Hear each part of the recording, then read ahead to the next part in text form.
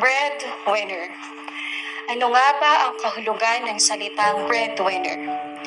Ano nga ba ang pakiramdam na maging isang breadwinner? Para sa akin, madaming kahulugan na may ahambing sa salitang ito. Matibay, mapagbigay, responsable, mapagmahal, at higit sa lahat, maituturing na pag-asa sa isang tahanang nawalan ng pag-asa. Sa aking pagbabalik tanaw, sariwa pa sa aking ana-ana na ang dating marangyang pamumuhay ay hindi nakaligtas sa hamon ng buhay sa mundong ibabaw. Masarap maging isang breadwinner.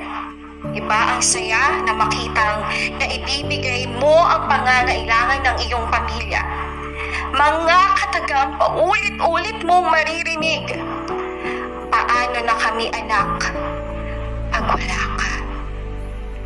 Ang cellphone na kahilingan ni Bunso, mga damit, sapatos at laruan na bibilin mo kahit mahal dahil gusto mong iparanas sa iyong pamangkin ang masaganang buhay.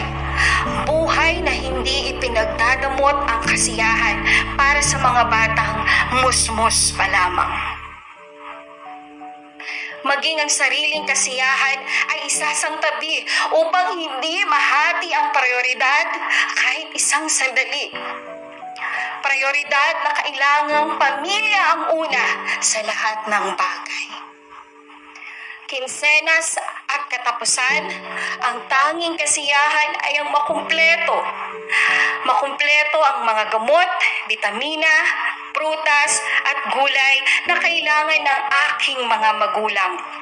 Isama pa natin ang galak ng puso ko sa tuwing napupuno ng madaming pagkain ng aming refrigerator.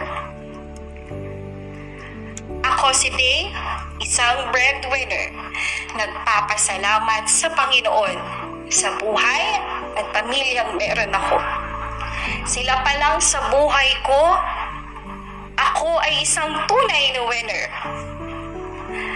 Sa mga kagaya kong breadwinner, laban lang, kapit lang, dasal lang. Ang Diyos ay hindi natutulog. Nakikita niya ang lahat ng sakripisyo at luhang ikaw lamang ang nakakaalam. Ikaw at ako ay isang tunay na bayani sa puso ng ating mga mahal sa buhay. Kapit pa, saludo ako sa iyo.